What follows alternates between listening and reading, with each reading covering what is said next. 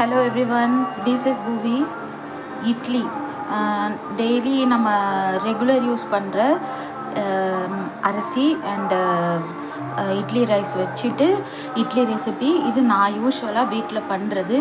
அது வந்து உங்கள் கூட ஷேர் பண்ணிக்கணுன்ட்டு நினைக்கிறேன். ஓகேங்களா?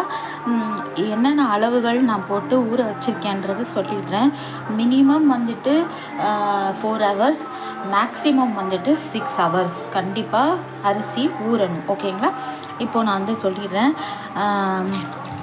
கிளாஸ் கணக்கு இதை பாருங்கள், ஆழாக்கு இருக்குல்ல, ஆழாக்கு இல்லைன்னா கிளாஸ், ஒரு கிளாஸ் அளவுக்கானது.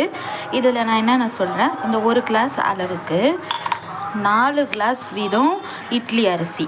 இட்லி அரிசினே ஸ்டோரில் விற்கும், கொஞ்சம் குண்டு குண்டாக இருக்கும் அந்த அரிசி. ஓகேங்களா? அண்டு 2 கிளாஸ் அளவுக்கு புழுங்கல் அரிசி, அதாவது ரேஷன் கடையில் கிடைக்கிறதோ இல்லை நார்மலாக ஸ்டோரில் வாங்குறதோ இல்லை நம்ம சாப்பாட்டுக்கு யூஸ் பண்ணுற ரைஸ் கூட போட்டுக்கலாம். 2 அழகு புழுங்கல் அரிசி, ஒரு அழகு பச்சை அரிசி. பச்சை அரிசி வந்துட்டு தோசை, இதே மாவை நான் வந்துட்டு தோசைக்கு யூஸ் பண்ணிப்பேன், அதனால் சொல்கிறேன். ஒரு அழகு வந்துட்டு பச்சரிசி. ஸோ 4 அழகு இட்லி அரிசி, 2 அழகு புழுங்கல் அரிசி, ஒரு அழகு பச்சரிசி. ஸோ 7 கிளாஸ் அளவுக்கு. சரிங்களா? அடுத்தது உளுந்து பார்த்திங்கன்னா இதில் 3/4 அளவுக்கு, ரொம்ப ஃபுல்லாக இல்லாமல் 3/4 அளவுக்கு எடுத்து போட்டுக்கணும்.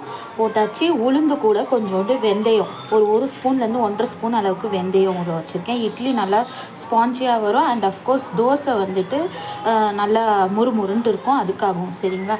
வாசனையாக இருக்கும் இட்லியும் தோசையும். இதுதான் ஊற வைக்கிற ப்ரொசீஜர். இது ரெண்டுமே இது கண்டிப்பாக வந்துட்டு 6 hours ஊறி இருக்கணும். அப்புறம் கிரைண்டரில் அரைச்சிட்டு 8லேருந்து நான் உங்களுக்கு சொன்னேன்ல, இந்த அரிசியெல்லாம் வந்துட்டு ஊற வைக்கணுன்ட்டு. எதுக்காக இத்தனை கிளாஸ்ன்ட்டு நான் போட்டிருக்கேன்னா, 4 daysக்கு வர அளவுக்கான குவான்டிட்டிக்காக நான் இவ்வளோ அளவுக்கு கிளாஸு.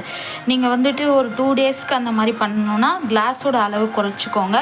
பட்டு இட்லி அரிசி கரெக்டாக இருக்கணும். அளவு வந்து 3/4 இட்லி அரிசி போட்டிங்கன்னா 1 கிளாஸ் அளவுக்கு புழுங்கல் அரிசி போட்டுக்கோங்க, 1 கிளாஸ் அளவுக்கு பச்சரிசி கண்டிப்பாக போட்டுக்கோங்க.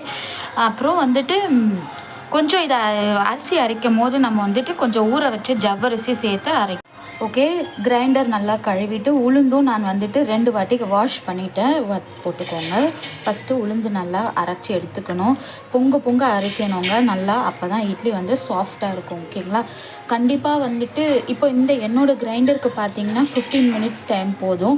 சில கிரைண்டருக்கு வந்துட்டு டைம் பொறுத்து உளுந்து அரையும். ஸோ அது வந்துட்டு நீங்கள் பார்த்துக்கோங்க. உளுந்து நல்லா வந்துட்டு அரையணும். அரிசி கூட பார்த்தீங்கன்னா ரவையாக எடுத்துட்டா கூட ஒன்றும் பிரச்சனை இல்லை. உளுந்து மைய அரையணும், பொங்க அரையணும். ஓகேங்களா? ஸோ உளுந்து வந்துட்டு 15 minutes மேலேயே அரைஞ்சிச்சு. இந்த மாதிரி பொங்க அரைக்கணும். அதை பாருங்கள், நல்லா ரைஸப் ஆகணும். நம்ம போட்ட குவான்டிட்டி உளுந்தை விட அதிகமாக 2 பங்கு அளவுக்கு ரைஸப் ஆகணும். சரிங்களா? அதை பாருங்கள், என்னோடய கிரைண்டரோட அளவு வரைக்கும் வந்திருக்குது. ஸோ அந்த மாதிரி ரைஸப் ஆச்சுன்னா தான் இட்லி ரொம்ப சாஃப்டாக இருக்கும். ஈவன் தோசை கூட சாஃப்டாக வரும். ஓகே. இது அதுலேயே நீங்கள் யூஸ்வலாக மாவு கரைச்சி வச்சுக்கிற ஒரு வாளிலையோ இல்லை பக்கெட்லேயோ நீங்கள் போட்டு வச்சுக்கலாம். ஃபஸ்ட்டு ப்ராசஸ் ஆஃப் இட்லி மேக்கிங்கில் உளுந்து ஃபுல்லாத்தையும் வழித்து எடுத்தாச்சு. நான் உங்களுக்கு ஒரு டிப்ஸு சொல்கிறேன். இப்போது உங்கள்கிட்ட கிரைண்டர் இல்லை, அப்போ மிக்ஸி தான் இருக்குன்ற பட்சத்தில் ஊற வைக்கிற டைமிங்கோட அளவை எக்ஸ்டெண்ட் பண்ணிக்கோங்க. இப்போ நான் வந்து இது கரெக்டாக 5 hours 5+ hours ஊற வச்சுருக்கேன், 6 hoursக்குள்ளே. கிரைண்டருங்கிறனால நீங்கள் வந்து மிக்சியில் அரைக்க போகிறதுனால என்ன பண்ணுங்கன்னா 7 to 8 hours போல் ஊற வச்சுருங்க. அதாவது காலையில் ஊற வச்சு சாயந்தரம் அரைக்கிறதுக்கு கரெக்டாக இருக்கும். அப்போது மிக்சியில் அரைக்கிற போது அந்த குவான்டிட்டி எல்லாம் மெஷர்மெண்ட்டெல்லாம் கரெக்டாக போட்டு உளுந்தோட அளவு மட்டும் என்ன பண்ணிடணும்னா, நான் கிரைண்டருக்கு 3/4 பங்கு உளுந்து போட்டேன். ஸோ நீங்கள் மிக்சின்னு வரும்போது என்ன பண்ணிடணும்னா 1+ அரை அழகு உளுந்து கிளாஸ், அதாவது 1.5 அழகு உளுந்து போட்டிங்கன்னா தான் மிக்சியில் போடுறதுக்கு கரெக்டாக இருக்கும். ஓகேங்களா?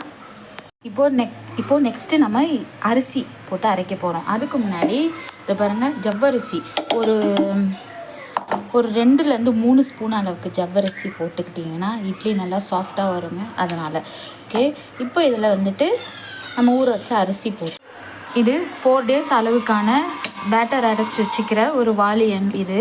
இட்லிக்கு நான் வந்து இட்லி மாவு அரைச்சி வச்சுக்கிறது. இதை பாருங்கள், பாதி அளவுக்கு வந்து உளுந்த மாவே இருக்கணும். அப்புறம் பாதி அளவுக்கு அரிசி மாவு, ரெண்டும் சேர்ந்து மிக்ஸ் ஆகி ஃபர்மெண்டேஷன் ஆகி ஃபுல்லாக எம்பி வரும். சோடா மாவு நான் நெவர்த்லெஸ் நான் எப்போவுமே யூஸ் பண்ண மாட்டேன். இதுவே உங்களுக்கு யூஸ்ஃபுல்லாக இருக்கும். ஓகே,